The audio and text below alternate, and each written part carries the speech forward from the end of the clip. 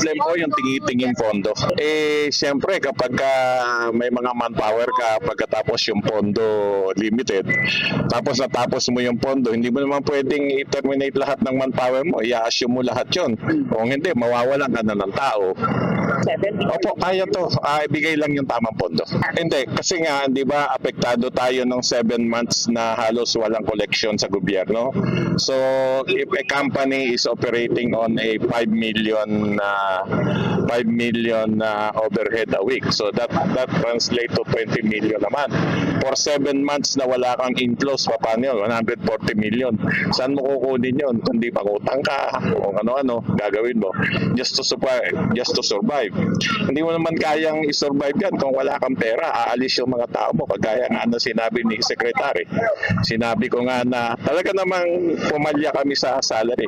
Sino naman ang makaka-afford na 7 months walang inflows? Di ba? Of course. Nandyan sila mayor, mga kaibigan natin yan, sila governor, kaibigan natin yan. Matatapos.